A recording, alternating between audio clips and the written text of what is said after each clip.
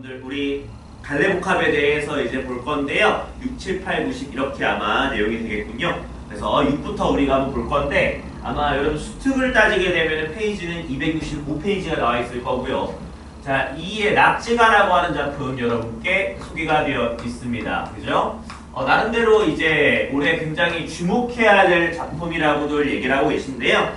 뭐 일단 여러분들도 알겠지만 얘도 이제 내용만 정리만 잘 되어 있으면 사실 문제 풀 때는 거의 지장은 없을 겁니다. 그쵸? 물론 제가 이제 정규 수업 때는 되게 자세하게 얘기를 하겠지만 내신 때는 여기 있는 거 정도로만 그냥 이해하시면 되는 거니까 제가 부차적인 설명은 딱히 안 드리고요. 여러분들이 그냥 얘는 약간 이제 자연 친화와 그 다음에 나라고 하는 사람이 이제 어떻게 살 것인가 이런 것들에 대한 이야기라고 보시면 좀 편할 것 같아요.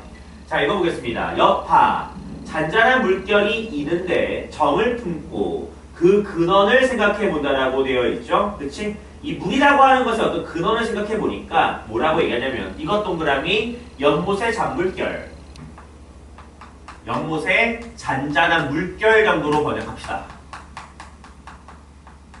자, 이 잔물결은 맑고 깨끗이 흘러간다라고 되어 있어요. 그쵸? 얘에 대한 나름대로의 어떤 속성을 여러분께 보여주고 있는 것이죠. 얘는 맑고 깨끗함을 지니고 있다라고 얘기를 하고 있고요. 자, 그 다음에 이어서 볼까? 오래된 우물에 그친 물은 다면이라고 하는 것도 마찬가지로 맑고 깨끗하다고 되어 있죠. 그치? 그 다음에 여러분들 알겠지만 여기서 내가 간단하게 처리 우물에 그친 물이라고 하는 것은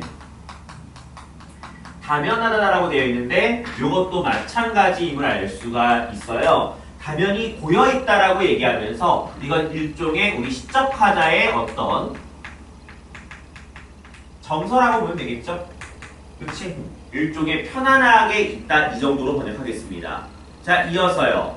짧은 담에 의지하여 고해. 고해라고 하는 건 우리가 보통 고통의 바다라고 번역을 하는데 여러분들은 그러면 번역을 이렇게 하실까요? 담 너머에는 어떤 게 있다? 그렇지. 속세라고 하는 값이 있다라고 생각을 하시고요. 속세를 바라보니 이 속세가 어떻대요? 욕심의 거센 물결, 완전 대조되지, 그치? 거기 있는 말로 그대로 갈게. 욕심의 거센 물결이라고 얘기를 한다든지 하늘에 차서 넘치고 탐욕의 샘물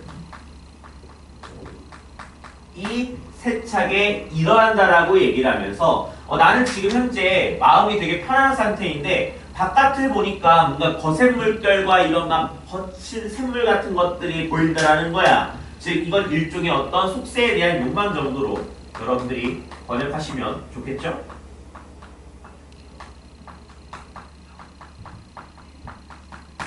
흐르는 모양이 막힘이 없고 기운이 차니 나를 알 이가 누가 있겠는가. 평생을 다 살아도 100년이 못 되는데 여기 밑줄 공명 속세가 무엇이라고 일생에 골몰할까라고 얘기를 하면서 그럼에도 불구하고 나라는 사람은 어떻게 하겠다? 자연 친화 추구하는 게 훨씬 더 나이스하다라고 얘기하고 싶은 거겠죠.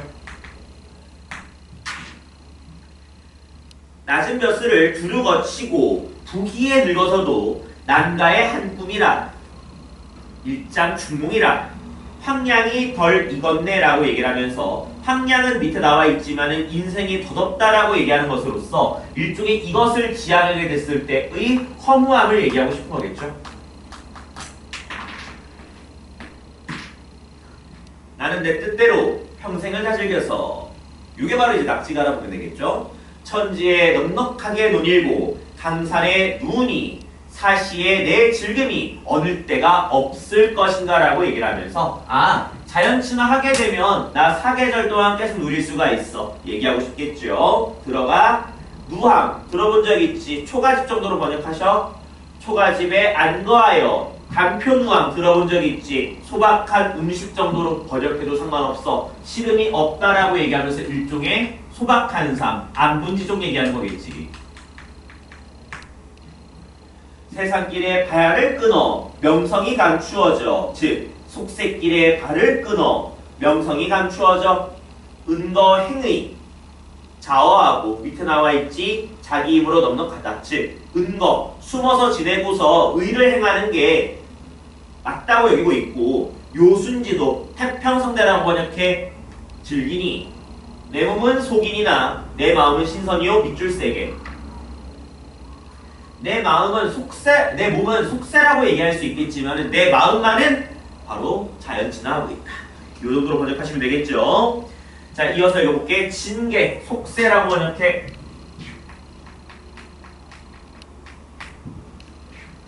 속세가 가까우나 가까운 것이 천리로다라고 얘기를 하면서 일종의 속세에 대한 거부감을 표출하고 있죠. 제 뜻을 높이려니 제 몸이 자중하고 일체에 다툼이 없으니 시기할 사람이 누가 있겠는가. 뜬구름이 시비가 없고 날아다니는 새가 한가하다라고 얘기하면서 즉 다 자연과 관련된 애들이죠. 뜬구름. 그 다음에 거기에 있는 것처럼 새. 한가하다. 남은 생이 얼마인가 이 안이 즐거운가라고 얘기를 하면서 다시 한번 제목 낙지가 여러분께 설명하고 있습니다. 자, 이번에 265쪽 밑에 보시게 되면 이번 6문 때 나왔던 이길철의 천상행이라고 하는 작품 알겠죠? 이 작품은 선생님이 수업 시간에도 이번 6문 때 나올 것 같다고 여러분께 얘기했던 작품이라서 아마 이것들을 배웠던 친구들은 정연아 이거 얘기했었지? 이 생각하실 것 같아요. 그쵸? 바로 한번 읽어보겠습니다. 약간 청산별국 떠올리시면 되게 좋은 작품이거든요. 그래서 아마 연계 지문으로는 청산별국 나올 수도 있으니까 그 점 한 번만 생각하세요. 손 흔들고 떠나갈 미련은 없다. 며칠째 청산이라고 하는 곳에 와서 발을 푼다라고 되어 있어. 현재 시적 화자의 위치죠. 즉, 이 양반은 속세가 이제 뭐야 이러면서 이제 이 청산이라고 하는 자연의 공간이 왔는데 여기서 이제 발을 풀었다라고 얘기를 하고 있는 거예요. 머물고 있다로 번역하시면 되겠죠. 그러면서 뭐라 그래? 밑줄 흐리던 산길이 잘 보인다라고 되어 있어요. 자, 이곳에 오게 되니까 원래 잘 보이지 않았던 산길이 굉장히 잘 보인다라고 얘기를 하는 거야. 그만큼 나라고 하는 존재가 이제 산에 머물면서 적응하고 있다라고 번역하시게 되면 깔끔하겠죠. 근데 거기서 한번 끊어줘야 돼. 왜? 이 양반 정서 굉장히 왔다 갔다 한다. 자, 끊으라고 얘기했어. 들어가. 상수리 열매를 주우며 인가 속세를 바라보니라고 되어 있어. 즉 속세에 대한 미련이죠. 이건 여러분들이 아마 제가 얘기했던 청산별국이라고 하는 작품 보시게 되면 이 패턴 유지됩니다. 똑같아요. 인간을 내려다보고 쓰다 둔 편지 구절.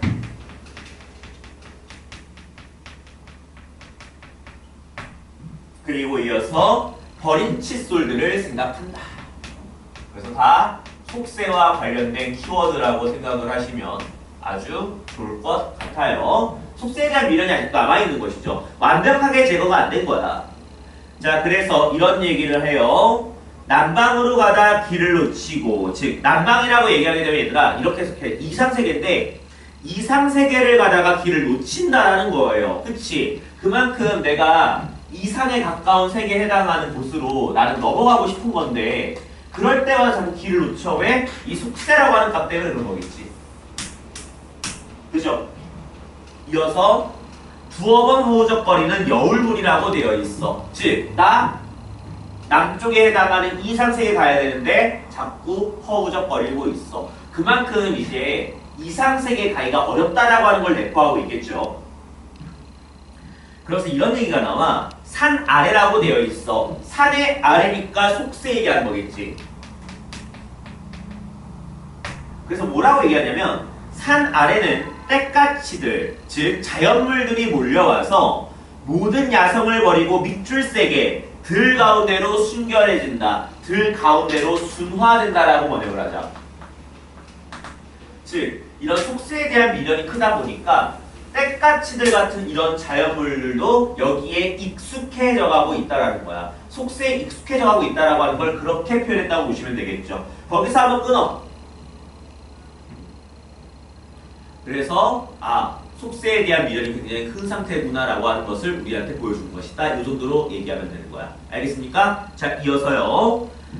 자, 길을 가다가 자주 뒤를 돌아보게 하는 30번 가져주고 30번 포기했던 관습들이라고 되어 있어. 30번 가져주었다? 즉, 나 여기에서 살려고 나름대로 다짐 되게 여러 번 했어. 근데 그때마다 어떻다고 30번 포기했던 관습들, 즉 속세에 대한 미련들 떠오른다라고 얘기하는 걸 이렇게 표현한 거겠죠?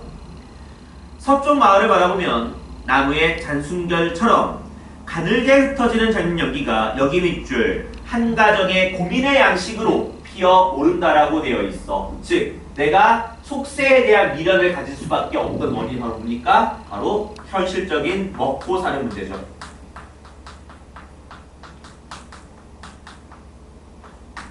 특히 거기에 있는 것처럼 한 가정의 고민의 양식이 피어오른다. 일종의 추상적 개념의 구체화까지 사용되고 있는 부분. 동의할 수 있겠죠? 자, 이어서 생목 울타리의 들거미줄, 그리고서는 여기 집중, 밑줄, 맨살 비비는 돌들과 함께 누워 실로 이 세상을 알아보지 않은 것들과 함께 잠들고 싶다라고 얘기를 하면서 결과적으로 근데 나라고 하는 사람이 지향하고 싶은 건 어디라고? 난 그래도 이 청산이라고 하는 이상세계를 지향하고 싶다라고 하는 소망을 표출하고 있는 부분으로 여러분들이 정리 한 번만 해주시면 되겠죠. 그치?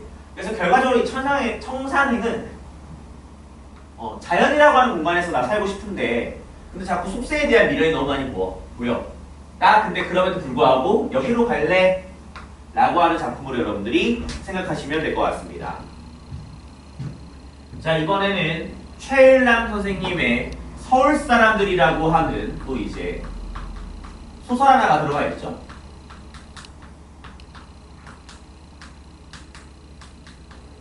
메커니즘이 똑같습니다. 자, 이 작품은 여러분들이 딱 이거를 좀 포인트로 잡으시면 될 것 같아요. 일종의 허례허식에 대해서 얘기하고 싶은 작품이다 라고 하는 것 정도는 여러분들이 찍고 들어가시는 게 맞을 거예요. 사실 여러분들도 약간 이런 모순적인 감정이 들 것 같은데 우리 서울에 사실 살고 있죠. 근데 알겠지만 서울을 벗어나고 싶어하는 욕망이나 이런 것들은 누구나 다 내재가 되어 있을 거예요. 뭔가 공부라고 하는 스트레스, 일이라고 하는 스트레스, 이런 것들이 있으니까 뭔가 여행을 가고 싶은 생각이 들잖아. 근데 이런 거죠. 막상 여행 가서 여러분들이 뭔가 도시에서 벗어났어. 근데 그래서 처음엔 좋죠. 며칠 살 때 좋았지. 근데 자꾸 이제 저쪽 서울이 자꾸 보이는 거야. 말 그대로 이게 뭐야? 속세에 대한 미련인 거죠. 그렇지. 내가 서울이 너무 싫어서 깡시골에 갔어. 갔더니 한 이틀 좋은데 이틀 한 지나니까 나방 같은 거 막 이따만한 거 날라다니고 커피 마시고 싶은데 뭐 커피가 뭐야. 그죠? 스타벅스가 뭔데. 그 다음에 이제 핸드폰도 알겠지만 생각보다 잘 안 터지거든. 불편하시지. 근데 다시 어떻게 하고 싶은 거야? 서울 가고 싶은 거죠. 그거 하는 겁니다. 알겠습니까? 자, 읽어볼게요. 판이 어느 정도 식어간다 싶을 무렵이었는데 TV 상회를 하는 최진철이 불쑥 밑도 끝도 없이 한마디를 하였다. 그래서 진철이가 나오는데 얘는 TV 가게를 하고 있는 친구인데 얘가 얘기를 하죠. 야, 언제 날 잡아서 우리끼리 여행이나 한번 갔다 오자. 마침 화제가 시들해서 별다른 의도도 없이 한 말인 것 같았는데 의외로 윤경수와 김성달이라고 하는 친구도 동의를 하기 시작을 했다. 아, 그거 좋지. 아우, 맨날 서울 바닥에서 비비적거리고 살다 보니까 고단해 죽겠어라고 얘기하면서 일종의 피로감을 호소하고 있는 것이죠. 그리고 계절이 어떻게 바뀌는지도 모르겠어라고 얘기하면서 시간과 계절감이 없다라는 거죠. 그러니까 어떻게 내가 살고 있는지가 인식이 안 되는 거겠죠. 사실 그러고 보니까 우리끼리 이렇게 만나면서도 여행을 가본 적이 없군. 지금쯤 시골은 좋을 거야. 밑줄. 지금은 시골은 좋을 거야. 이건 알겠지만 막연한 동경이죠. 또 가서 농사 지으라고 해봐라. 하겠냐? 그치? 추수도 끝났겠다. 뜨뜻한 아랫목에 기대어 앉아서 돈농주라도 한 잔 마시면 그 기분 서울 사람들은 모를걸? 얘기에 만약에 좀 엉뚱하다 싶었는지 나 자신도 그것이 굳이 싫은 것은 아니었고 가능하다면 언젠가 그런 기회를 만들어 보자라고 하였다라고 얘기하면서 이 세 사람도 최진철의 말을 다 동의하고 있는 것이죠. 그치? 그랬는데 최진철은 이런 일은 기왕 A가 나왔을 때 아주 결정을 보고 말아야지 차일피일 미루다가 흐지부지 되고 마는 법이라고 우스개 다그치는 바람에 오늘의 모임까지 발전하고 만 것이다. 즉 여행을 가기로 결정한 것이다. 그날 밤 내친 걸음에 날짜까지 정해놓고 나머지 몇 가지 원칙을 세웠다. 첫째, 목적지를 미리 정하지 않고 어느 날 어듯이 버스 터미널에 모여서 가장 멀리 가는 버스를 집어들고 탈 것. 짐은 일체 갖지 말도록 하고 빈몸으로 갈 것 등이었는데 그것은 이번 우리의 여행의 밑줄, 도시의 문명이나 잡담 등을 피해서 단한 며칠이라도 깊숙이 자연의 품에 안기러 가는 것이므로 끊어. 즉 이들은 현재 도시의 삶이 너무 힘드니까 도시와 완전히 떨어지고 싶은, 멀어지고 싶은 마음을 보여주고 있는 거겠죠. 우리가 일상생활에 쓰던 잡동사니들은 끌고 가지 말자라고 하는 의도에서였다. 누군가가 그러나 치약과 칫솔 따위는 있어야 할 것이 아니라고 하자 제안자인 추진철이 시골에 가면 소금이 있는데 뭐가 문제냐? 그걸로 닦아야 그런 곳에 간 기분이 나는 법이라고 우겼다라고 되어 있죠. 그러니까 이들은 알겠지만 결과적으로는 시골에 가겠다고 얘기하면서 치약과 칫솔과 같은 어떤 문명적인 게 또 가져갈 수밖에 없다라는 거죠. 하지만 최진철은 그걸 바로 커트를 한 것이고. 그래 좋았어. 비록 우리들의 고향은 아니더라도 좋아. 고향과 엇비슷한 데로 가서 우리를 키워준 고향 같은 무드 속에 며칠 동안 묻혀있다 오는 거야. 알고 보면 우리들 넷이 모두 산골 촌놈들 아니니 먹고 사느라고 너무 오래 그런 정경과 등을 지고 살아왔고 비서실장으로 있는 김성달이 마침내 이렇게 결론 내리는 바람에 넷이 이구동성으로 그러자 하고 손뼉을 치고 말았다라고 얘기하면서 서로가 떠나기로 결정.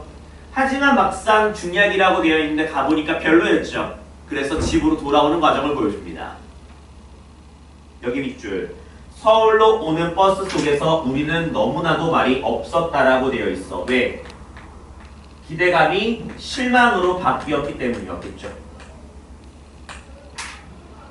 그까지 3박 4일을 제대로 채우지 못하고 하루를 앞당겨 온다든가 하는 것보다도 달라진 환경 속에 다만 며칠을 견뎌내지 못하고 도망하듯 그 마을을 떠나오는데 대한 부끄러움 같은 것이 있었는지도 몰랐다. 무교동 종목 바닥에서 맥주라고 얘기한다면 일종의 속세를 가리키는 워딩이라고 보면 되겠지. 얘기하던 자신들이 얄팍하고 배부른 여담을 느꼈던가 하는 순간이기도 했는데 그러나 우리는 그런 한편으로 숨이 칵칵 막히는 지점에서 쉽게 빠져나온 것을 다행이라고 생각하는 것은 여기 밑줄 안도감을 느끼는 자신들을 발견하고 있었다라고 얘기하면서 도시의 삶에 익숙한 모습이겠죠.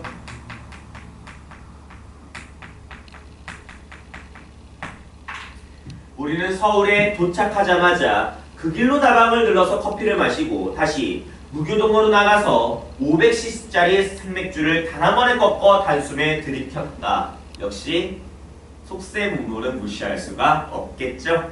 이제 살 것 같군. 우리는 동시에 이런 말을 이야기하며 그 전에 그랬던 것처럼 떠들고 웃곤 했었다라고 얘기하면서 일종의 이런 허례허식에 대한 비판의식을 담은 작품이라고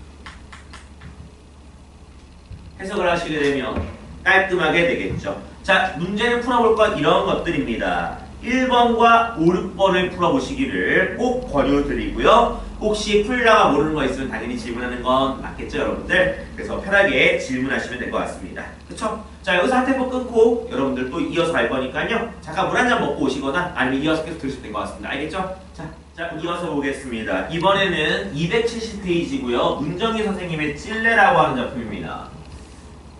사실 수능이나 이런 걸로 봤을 때는 뭐 나올 만한 작품은 당연히 아니고요. 사랑과 관련된 이야기죠. 그래서 찔레꽃은 이제 가시가 있는데요. 그 가시와 관련돼서 사랑의 성숙을 보여주는 작품 이 정도로만 얘기하겠습니다. 자, 바로 가죠. 자, 꿈결처럼 초록이 흐르는 이 계절이라고 되어 있어. 그럼 우리한테 나름대로 이 계절적인 배경이 봄이라고 하는 것을 알려주는 건데 찔레는 봄의 표예요, 여러분들. 그래서 여러분한테 봄이라고 하는 거 알려주고 있고요. 그래서 뭐라고 얘기합니까? 그리운 가슴을 가만히 열어 한 그루. 그리운 가슴을 가만히 열어 한 그루라고 되어 있죠. 그치? 이것도 여러분도 알겠지만 추상적 개념 구체화로 봐도 상관없습니다. 그죠? 한 그루, 여기 밑줄 찔레로 서 있고 싶다라고 얘기하면서 시적 화자의 소망을 우리한테 직접적으로 보여주고 있는 부분입니다. 근데 여기서는 이제 어떤 거로 있고 싶다고 얘기했냐면 찔레라고 하는 걸로 남아두고 싶대요. 이걸 일종의 이렇게 번역할까? 아픔을 간직한 사람 정도로 이해합시다.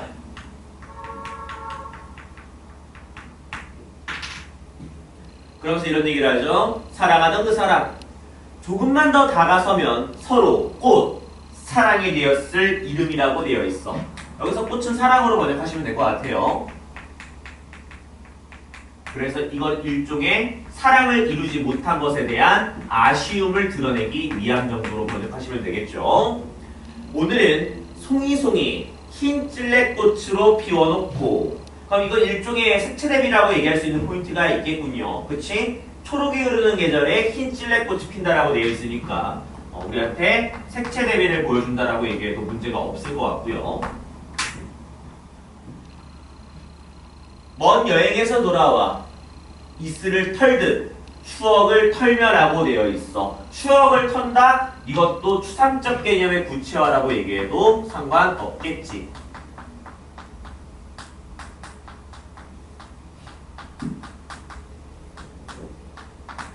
초록 속에 가득히 서 있고 싶다라고 얘기를 하면서 일종의 새로운 사랑에 대한 소망이죠.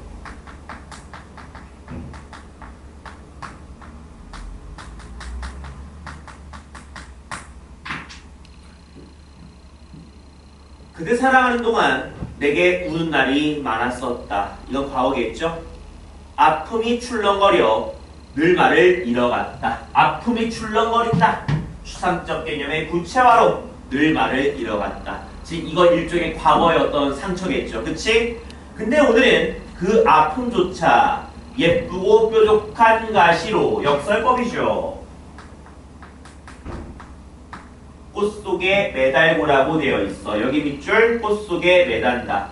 일종의 사랑의 고통을 승화했다.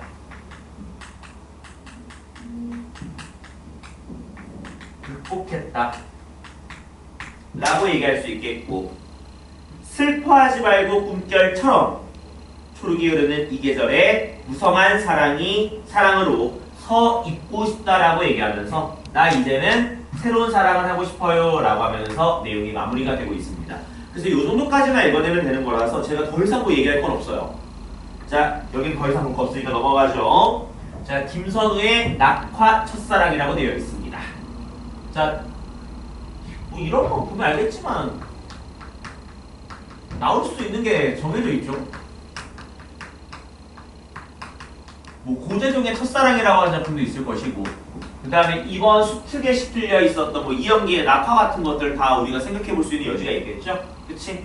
그래서 이것도 이제 꽃이 떨어지는 현상과 사랑이라고 하는 일종의 인간의 정서를 연결해서 일종의 유추의 방식을 통해서 내용이 전개될 것 같습니다.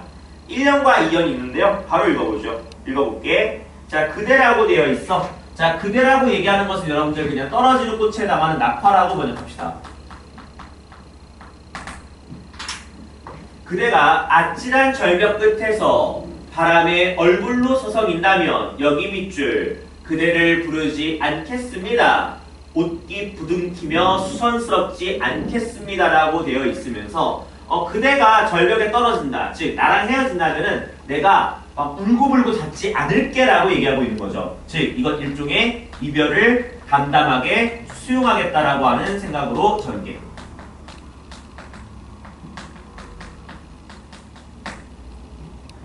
그대에게 무슨 이유가 있겠거니 내 사랑의 몫으로 그대의 뒷모습을 마지막 순간까지 지켜보겠습니다. 제가 왜 이연기의 낙화 얘기하는지 동의하시죠? 그리고 뭐라 그래? 밑줄 손 내미지 않고 그대를 다 가지겠습니다 라고 되어 있어요. 즉 이것은 여러분들이 뭐 그대를 갖겠다고 하니까 뭐 다시 사랑을 쟁취할 거야 뭐 이런 뜻이 아니라 그대라고 하는 사람을 내가 이해하고 포용하겠다라고 얘기하고 있는 것이죠. 네가 떠나는 것에 대해서 내가 다 이해한다. 이 정도로 이해하시면 돼요. 자, 이연 바로 갈게. 아주 조금만 먼저 바닥에 닿겠다라고 얘기하는 거예요. 네가 먼저 떨어지는 것보다 내가 먼저 떨어지겠다. 왜? 가장 낮게 엎드린 처마, 치마를 끌고 추락하는 그대의 속도를 앞지르겠다라고 얘기하고 있어요. 아직까지 잘 모르겠어요. 하지만 그 뒤에 나의 삶을 사랑하지 않고서는 다른 삶을 사랑할 수 없음을 늦게 깨달았다라고 되어 있으면서 이것이 바로 사랑해주는 깨달음이었던 거죠. 즉, 내가 타인보다 먼저 희생을 해야 되는 거구나 라고 하는 걸 느낀 거겠죠. 그래서 그대보다 먼저 바닥에 강보의 아기를 받듯 온몸으로 나를 닦겠다라고 얘기를 하면서, 즉 나라고 하는 사람을 먼저 사랑해야 된다라고 하는 일종의 어떤 깨달음이죠. 즉 나의 구원이 우선되어야 너를 내가 받아들일 수 있는 게 아닐까 라고 하는 그러한 내용 정도로 이해하시면 되겠고, 일종의 의지적 태도 정도로만 여러분들이 읽어주시면 될 것 같습니다. 그래서 이 작품은 사실 선생님도 내기가 조금 곤란할 것 같아요. 알겠죠? 자, 이 정도 여러분들 확인해 볼 수가 있겠고요. 자, 그 다음에 이제 다작품 나와 있습니다. 수필 들어가 있는데요. 보면 알겠지만 신노승이라고 하는 사람인데요. 저도 이거를 이번에 처음 봤기 때문에 제목이 머릿속에서 선명하진 않습니다.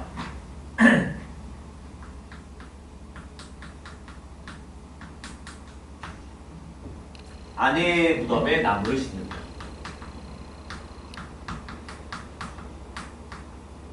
아내의 무덤이라고 되어 있으니까 사별했다라고 하는 건 확정이죠. 그치? 근데 거기에 나무를 심다라고 되어 있는데, 그럼 여러분 알겠지만 여기서 나무를 심는 행위가 뭐랑 연결되는지만 보시면 되겠죠? 자, 바로 들어갈게요.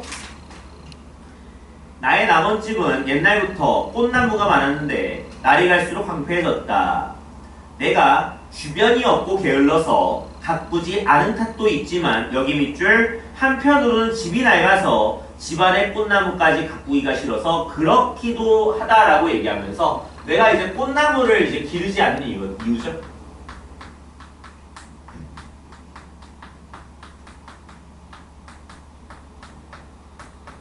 이유는 뭐야?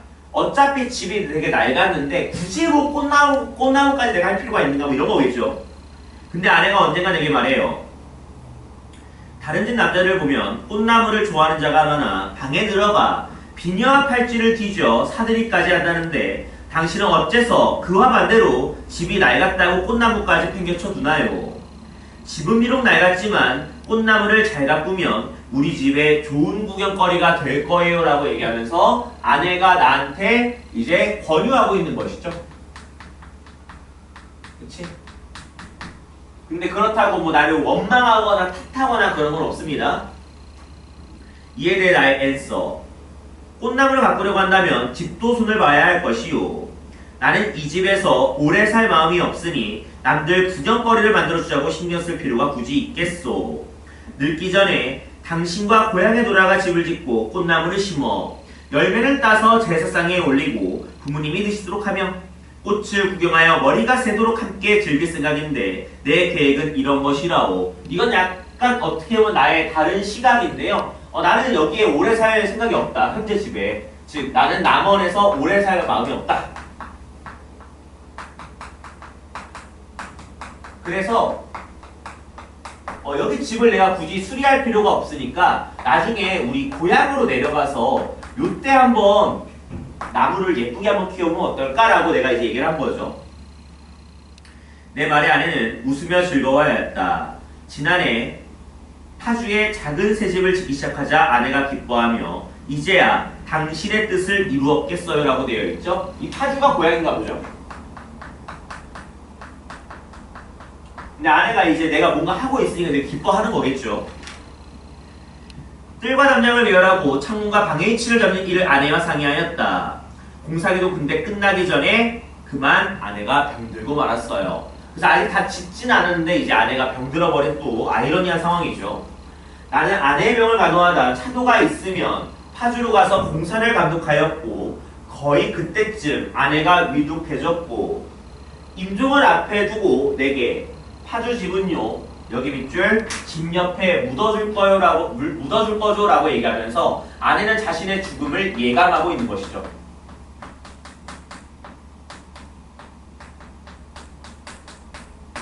라고 말하며 눈물을 흘렸다.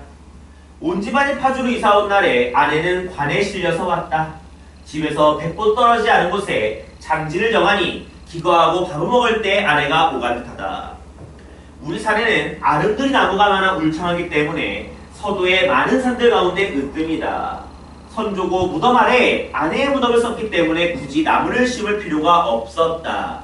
하지만 장례를 치르고 나서 들을 베어내고 소나무와 삼나무 따위만 남겨두자 나무들이 또 미안해요. 건너뛰었죠? 다시 읽을게요. 무덤 가까운 곳에 나무를 베어 칡렁 굴과 나무 뿌리가 뻗어 그늘을 드리는 것을 막았다. 또 좋지 못한 나무들을 베어내고 소나무와 삼나무 따위만을 남겨두자 나무들이 듬성듬성 서 있게 됐다.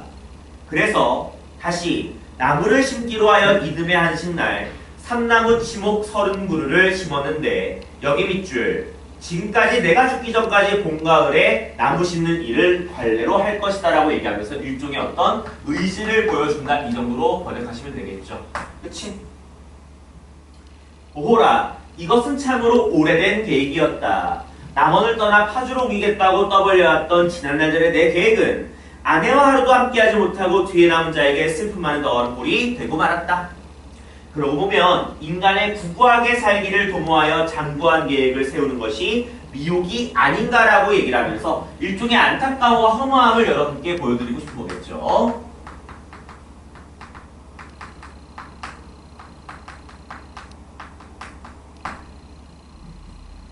돌아오면 나는 심기가 허약해서 스스로 어떻게 될지 자신이 없다. 여생이라야 수삼십년을 넘지 않을 것이고 한 번 죽고 나면 그 뒤로는 천년백 끝이 없는 세월이다. 그렇다면 내가 어떤 길을 선택할지 알겠으니 남원집에서 파주집을 옮겨 산 정도에 그치지 않는다. 살아서는 파주의 집에서 살지는 못했지만 여기 밑줄 죽어서는 영원히 파주산에서 서로 살 수 있기에 그 즐거움이 끝이 없다라고 얘기하면서 아내와 저승에서라도 제외하기를 바라는 거죠.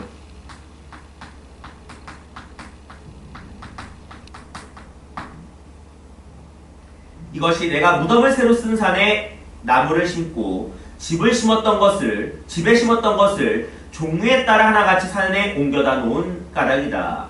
그렇게 하여 나의 꿈을 보상받고 나의 슬픔을 실어보내며 또 나의 자손들에게 하여금 내 마음을 알게 하노니 송상치 말지어다. 건들지 말지어다. 왜? 후세에게도 내가 이거를 남기는 게 맞으니까. 누가 이렇게 말하리라. 그대는 앞으로 살아갈 방도를 꾀하지 않고 사후의 일만 계획한다. 죽은 뒤에는 지각이 없으니 계획한들 무슨 소용이 있겠는가라고 얘기하면서 굉장히 현실적인 이야기죠. 너 죽고 나면 뭔데? 아무런 의미 없잖아. 라고 얘기하고 있는 거잖아. 그에 대한 답. 죽은 뒤에는 자각이 없다라고 하는 말은 내가 차마 들을 수 없는 말이다라고 얘기를 하면서 즉 이것도 나의 의지를 보여준다라고 정리하면 되겠죠. 그래서 여러분들이 이 정도까지만 읽어내시면 되는 내용이었으니까 여기까지 한번 읽어보고요. 문제를 풀어볼 만한 거 역시나 1번과 4번 정도만 여러분들이 풀어내시면 될 것 같습니다. 알겠죠? 자, 이어서 넘어가죠. 이제 이어서 볼 거는요, 여러분들 275페이지에 보시면은 함세덕의 무의도기행이라고 하는 작품이 나와 있군요. 사실 이 작품은 천승세의 만선과 약간 유사한 느낌이 너무 강해서 제가 얘기할 게 많이 없을 것 같긴 한데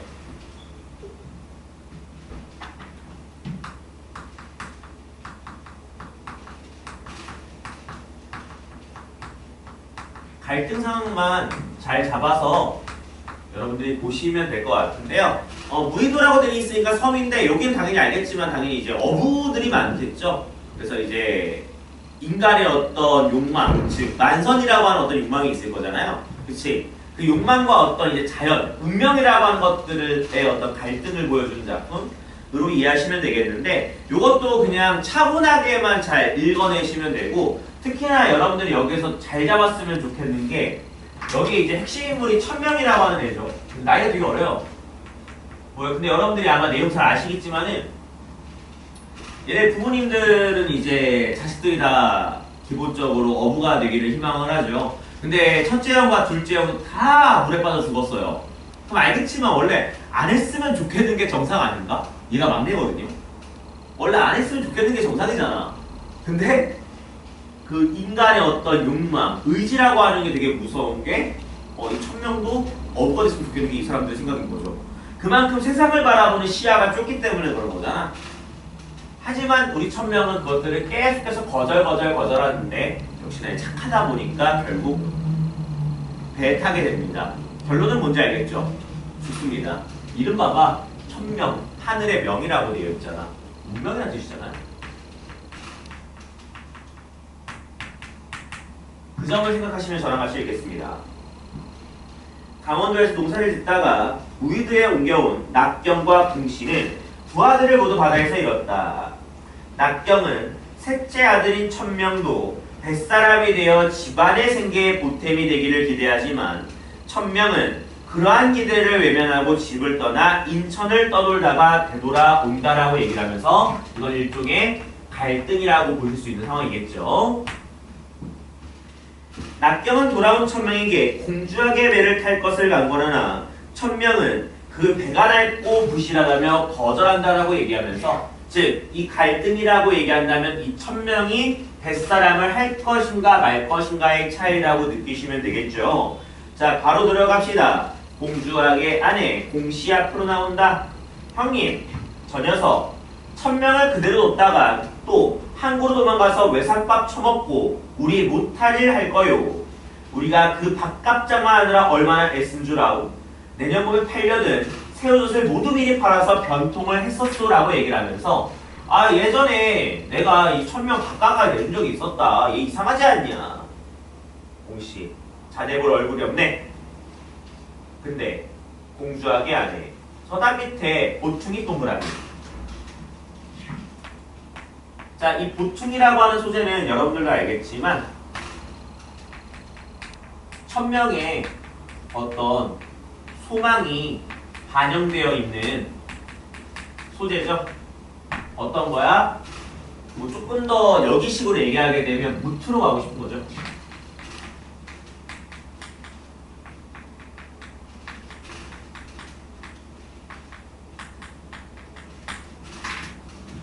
공씨 비로소 보충이를 발견하고 기억한다. 내가 쌍심지가 나서도 저 녀석을 기어코 내보내고 말겠수라고 얘기하면서 공주에게 아내도 천명을 뱃사람으로 만들겠다라고 얘기하고 있는 거죠. 저런 녀석은 대기에서 안짝물도 뒤집어 써보고 막파람에 돛주부뚜고 휘날려 보기도 해야 정신 좀 차릴게요 라고 얘기하면서 이 천명이는 좀 고생을 해봐야 된다 라고 하고 있는 것이죠. 야, 어서 개로 나가 이놈아. 싫다는 놈을 달래면 듣겠수? 그냥 끌고 갑시다 라고 얘기하면서 공주에게 아내는 굉장히 강압적인 태도를 보여주고 있는 거죠. 공주에게 아내 목발을 땅에다 내려놓고 달려가 천명을 잡아든다. 나요. 놓으면 또 항구에 가 사람 들여받고 이번엔 벌금 가져오라고 하게? 누나가 천진으로 갈 때 나한테 할 말이 있어요. 이렇게 애미속속이라고 하든 죽어도 항구 가서 죽지. 때문이는 무의도 얘기하는 겁니다. 때문이서는 뱃사공은 되지 말라고 했어요 라고 얘기하면서 이게 바로 이제 천명이 뱃사람이 되기 싫은 이유 중에 하나죠. 즉 누나의 말이 있었던 것이죠. 참고로 누나는 중국에 팔려가 있습니다. 상호하고 무슨 대원수졌니? 지금 세상에 어숙한 건 뭐니 해도 백점하고 고기자회밖에 없어. 잡아먹는데 믿질 게 없거든. 큰형도 작은형도 바다에서 죽었어요. 큰형은 조기살이 나갔다가 황서방이 뱃등거리만 찾아만 왔고 작은형은 새우 잡으러 갔다가 뱃마다리 밑에 대가리 쳐갖고 늘어진 걸 누나하고 어머니가 끌어내 왔어요 라고 얘기하면서 굉장히 참혹하고 비극적인 상황이죠. 그럼에도 불구하고 가족들은 자꾸 천명이도 바다로 내보내도 하려고 하는 거죠. 그치? 그래서 이제 우리 천명이가 배를 타기 싫은 이유는 누나의 말도 있었지만 바로 형제들의 죽음과도 관련되어 있죠.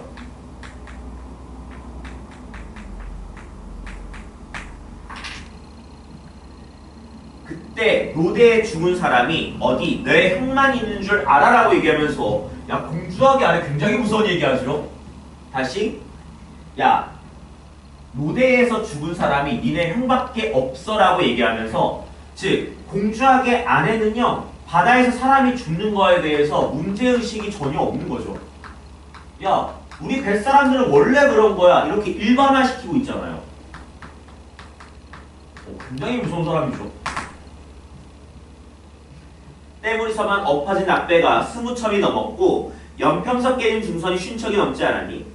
내가 나오고 나서 비나 억수같이 퍼붓고 녹새 부없는 짝에 덜그럭거리기나 해보세요. 우리 어머니는 또 산으로 가서 밤새 울고 다닐 거예요. 난 배 타면 속이 울렁거려서 그러는 게 아니에요. 여기 밑줄 어머니가 울고 댕기는 게 진절머리가 나요라고 얘기하면서 세 번째 이유는 어머니의 슬픔, 눈물이죠. 왜? 자식들 둘이나 잃었잖아요.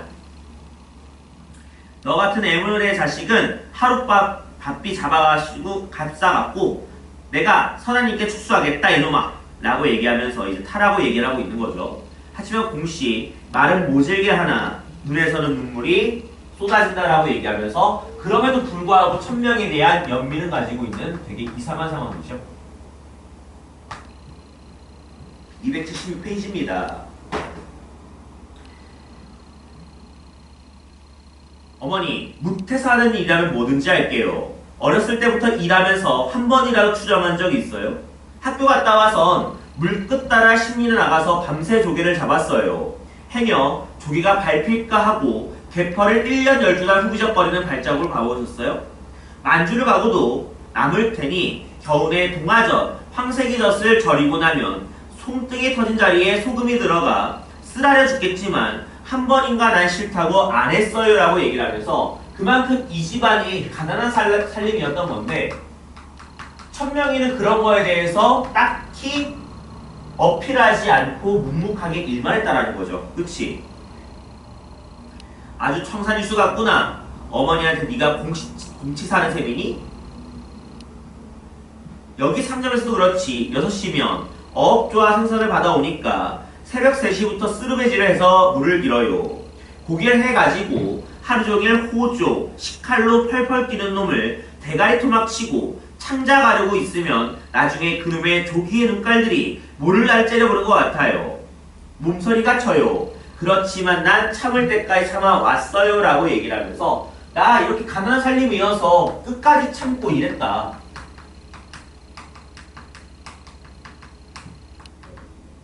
근데 왜 이걸 알아주지 않냐? 이놈아, 어미 애비하고 살아가려는데 어디 수월한 게 있는 줄 아니? 없으니까 나 선창 가서 소금 좀 나르면 되고 어디 내가 고생한다고 편지를 했어요? 안 했지요? 이놈아, 네가 지금 묻에서 뭐느니 물에서 뭐느니 하고 있게 됐니? 긴긴 겨울을 뭐 먹고 살고 할 때가 아니겠는가 라고 얘기를 하면서 야, 먹고 사는 게 중요하지 그런 거 직업 따지는 게 맞아? 라고 얘기하고 있는 것이죠. 아, 그러니까 한국 가서 돈 벌면 되잖아요. 축하해 가서 마가대 짐도 지고 선창 가서 쉽게 날일도 할 테예요 라고 얘기를 하면서 두 사람의 갈등이 첨예해지는 값으로 가고 있다라고 하는 건 동의하실 것 같습니다. 아, 뭐더라고 있는 게 빨리빨리 개로 나오지도 않고서 어젯밤 물에 동아떼가 10덜미씩 써 덕적으로 몰려가는 걸 용유춘필 할아버지가 추석 식구 지나가다 봤대요. 어떻게 때가 큰지 바다가 시커멓다고 하더라고요. 만선의 수짐이죠. 곧 갈 테니 도시나 올려놓게.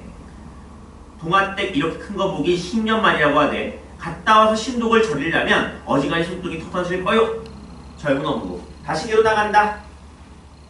공주와 헌고무장화를 한 켤레 들고 가도에서 나온다. 사급하는 광부들이 신는 볼깃짝 같은 신이다. 뒤따라 그의 하네. 아범 나간다고 하네.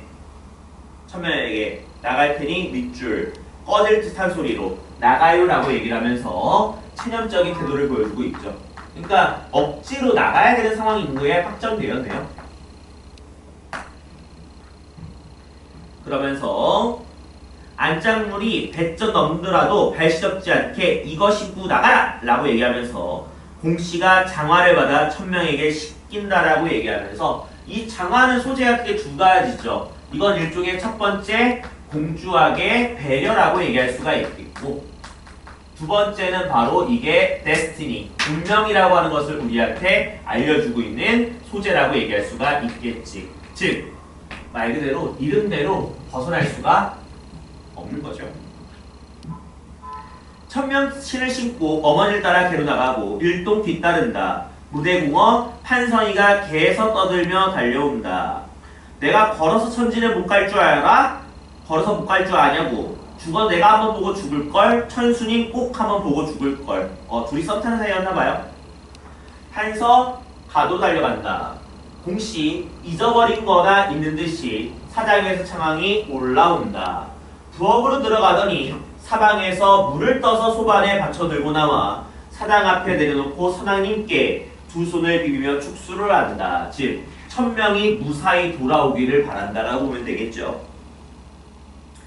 개에서는 배를 내는 법적한 소요. 노트라라 범이 내기를 가락에 응하여 서해안 어부들의 청승이 뚝뚝 떠는 뱃노래가 이어들어온다. 동리의 아이들이 그물 안내 배 나간다. 장안에 개미 새끼 하나 없구나 등등 떠돌며 무대를 달려간다. 공씨 기도를 끝마치고 개로 다시 나가는데 무슨 생각을 했는지 발을 뚝 멈춘다. 돌연 전신에 서름이 북받치나 보다.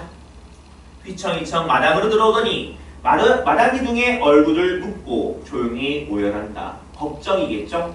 캄캄한 부엌에 공씨 혼자 우두커니 앉아서 멀거니 바다를 내려다보고 있고 마이크를 통해 흘러나오는 소리. 낭독이라고 되어 있죠? 이건 여기에서 보통 여러분한테 문제 낼 때 후일담 형식이라고 해서 내용을 요약적으로 제시할 겁니다.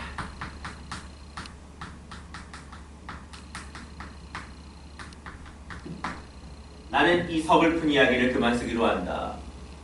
그 후 입에는 동화를 만지하고 돌아오다 10월 하순에 모진 노대를 만나 파선 부서지고 말았다. 해주 수상경찰서에 호출장을 받고 공주학과 낙경이 달려가 1000명의 시체를 찾아왔다고 한다라고 하면서 비극적인 결말이군요. 그는 부서진 널 쪽에다 허리띠로 몸을 묶고 해주 항내까지 흘러갔던 모양이다. 노트라라 외의 여러 동사들은 모두 행방불명이었다고 한다. 내가 작년 여름 경성이 너무도 우울해서 수영복 한 벌과 책 몇 권을 싸들고 21살의 내 꿈과 정열과 감상이 흩어져 있는 이성을 찾았을 때 역시나 도민들은 여전히 고기를 잡으러 나갔고 동리에는 부녀자와 노인들만 있었다라고 되어 있어. 이러한 사건 사고가 있음에도 불구하고 사람들의 인식 변화가 쉽게 이루어지지 않는다는 거겠죠. 1000명의 집을 찾아가니 공씨는 얼빠진 사람같이 부엌에서 멀거니 바다만 내려다보고 있었고 나를 보더니 달려와 손을 붙들고 선생님 그렇게 나가기 싫다고 한 놈을 할 뿐 말뜻을 잊지 못하고 울기만 한다라고 얘기하면서 일종의 후회죠. 1000명은 그때 6학년 때 내가 가르치던 아이였다라고 얘기하면서 바로 이제 이런 먹고 사는 문제 같은 것들이 얼마나 인간한테 치명적인 영향을 미치는가 이런 것들을 우리한테 보여주고 있는 것이죠. 그래서 이것과 연결된 게 이제 여러분들 보시는 것처럼 김정한의 모래톱 이야기가 나오시는 겁니다. 내용 비슷하죠? 제가 픽한 작품 중에 하나인데 여러분 내용 읽어보시면 알겠지만 되게 이것도 짠한 이야기죠. 얘는 기본적으로 뭐 정보를 조금 더 드리자고 한다면은 1인칭 관찰자 시점을 통해서 내가 갓바세 영감이라고 하는 사람, 윤춘삼이라고 하는 사람, 건우라고 하는 학생을 관찰하는 내용을 갖고 있고요. 바로 이 모래톱 이야기, 이들이 살고 있는 조마이섬이라고 하는 곳이 있거든요. 여기에 대해서 안타까움을 얘기하는 작품 정도로 이해하시면 될 것 같습니다. 바로 들어가죠. K중학교 교사로 보이면 나는 건우에게 관심을 가지게 되고 건우네 집에 가정 방문을 하게 된다. 나는 윤춘삼 씨와 건우 할아버지인 갓바세 영감, 갈바세 영감이라 되어 있죠. 여기 밑줄 근현대사의 역사 속에서 부당한 권력에 의해 삶의 터전을 빼앗기며 고난을 겪어온 조마이섬 사람들의 비참한 삶의 내력. 그러니까 이 곳은 이들이 살고 있는 곳이야. 즉 소외된 사람들이 살아가고 있는 공간인데 이곳을 자꾸 권력자들이 침범을 해서 여기를 차지하려고 하는 상황이다 보니까 당연히 요 사이에서 뭐가 있으니까 갈등이라고 하는 값이 설문적이 되겠지. 자, 들어간다. 건우 할아버지와 윤춘삼 씨가 들려준 조마의 섬 이야기는 언젠가 건우가 써냈던 섬 얘기에 몇 가지가 기가 막히는 일화가 붙은 것이었다. 우리 조마의 섬 사람들은 직당이 없는 사람들이요. 처음부터 없기싸 없었겠소만은 죄다 빼앗기고 말았지요. 예전부터 이 고장 사람들이 젖줄같이 믿어오는 낙동강물이 만들어준 우리 조마의 섬이라고 되어 있어. 그럼 알겠지만 여기는 낙동강물이 만들어낸 산 같은 거죠. 그치? 그래서 산 같은 줄 알겠지만 이제 모래가 쌓여가지고서 이제 만들어진 걸 얘기하는 거잖아요. 그러니까 여기는 언제든지 쉽게 없어질 수 있겠네요. 건우 할아버지는 처음부터 밑줄 개탄조로 나왔다. 그만큼 당한 것이 많았기 때문이겠죠. 그리고 여기 밑줄 선조로부터 물려받은 땅.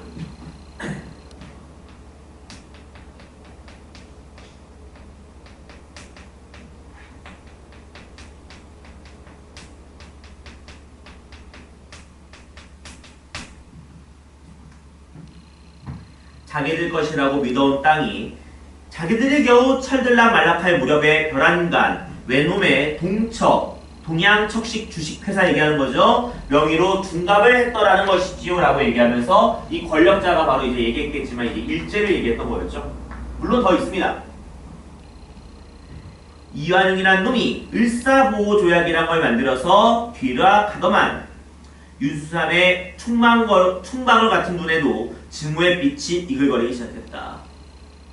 1905년 을사년 겨울 일본 군대의 포위 속에서 맺어진 을사보호조약이란 내국조약을 계기로 소위 조선토지사업이라는 것이 전국적으로 실시되던 일, 그리고 이때 후인 정면에 가서는 한국 정부는 시전 개선에 관하여 통감의 지도를 수활사란 치욕적인 조목으로 시작한 한일 신협약에 따라 더욱 그 사업을 강행하고 역둔토의 대부분과 산림 원야들을 모조리 국유로 편입시키는 등 교모한 구실과 방법으로서 농민들로부터 빼앗은 뒤 다시 불화하는 형식으로 동척과 1인 수정으로 옮겨놓았던 그 회개망측한 처사들이 문득 내 머릿속에서도 떠올랐다라고 얘기하면서 즉 일제 만행에 대해서 내가 요약적인 제시를 통해 나타내고 있는 것이죠.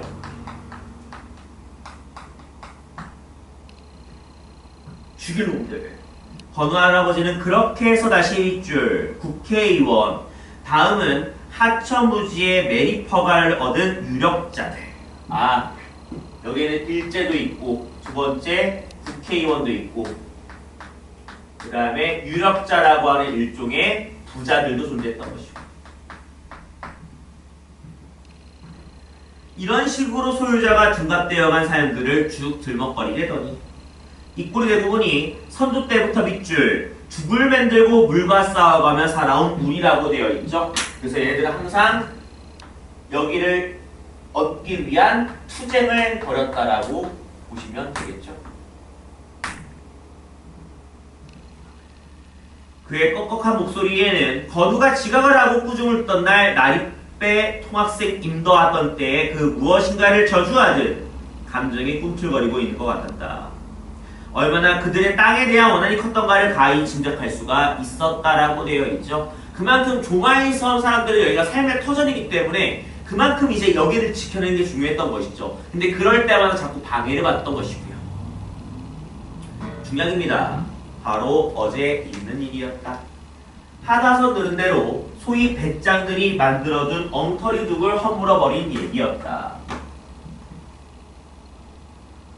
비는 연 사흘 억수로 쏟아지지 씨나지도 않은 둑을 그대로 두었다가 물이 더불었을 때 갑자기 터지면 영락없이 온 섬이 떼죽음을 했을 텐데 마치 배에서 돌아온 갈바세 영감이 설두를 해서 미리 무너뜨리기 때문에 다행히 인명에는 피해가 없었다는 것이다.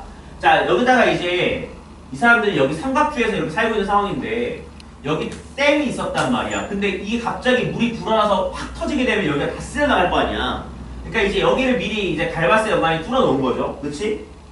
그런데 왜 건우 할아버지를 끌고 갔다는 건가요? 윤춘삼 씨는 그제야 소주를 한 잔 들이키고 다음을 이야기했다. 요양식 짓이겠지? 선사람들이 한참 둑을 파헤치고 있을 무렵이었다고 한다.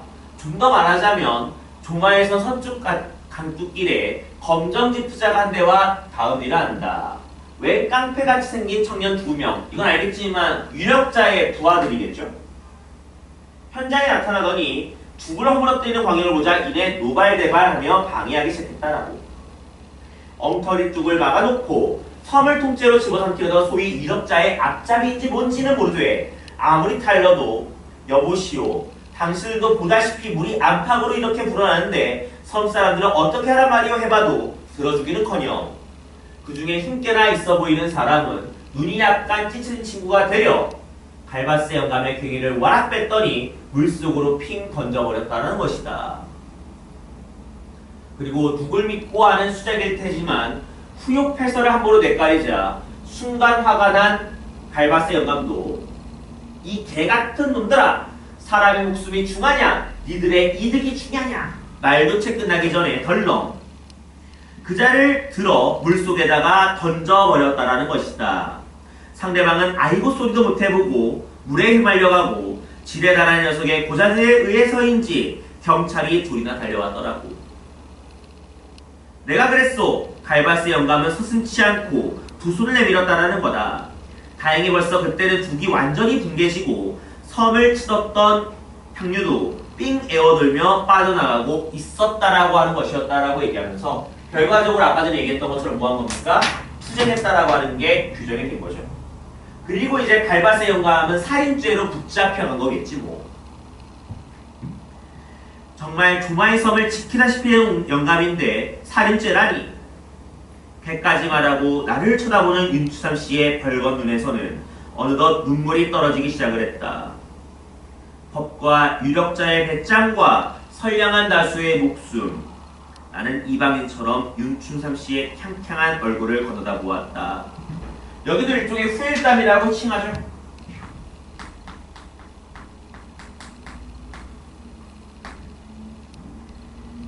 폭풍우가 끝났다. 60년대 처음이니 뭐니하고 수다를 떨던 라디오와 신문들도 이제 거기에 대해서는 감쪽같이 말이 없었다라고 얘기하면서 조마이 섬에서 있었던 일에 대해서 사람들은 관심이 없다라고 하는 게 규정이 된 거죠.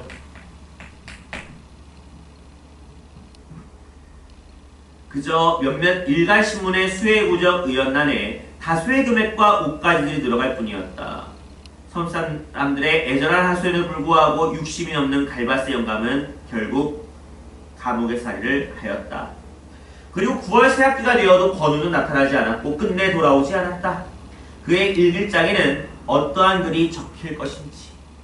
황폐한 모래톱, 조마의 섬을 군대가 정지, 고르는 일을 하고 있다는 소문이 들렸다라고 얘기하면서 이것도 일종의 비극적인 결말로 마무리가 되면서 아마 요 섬은 사라졌을 거라고 우리한테 보여주고 있는 작품인 거죠. 이 정도입니다. 자, 문제 푸실 거는 2번, 3번, 5번, 6번 정도 여러분들이 풀어내시면은 나이스하게 여러분들이 해결할 수가 있을 것 같습니다.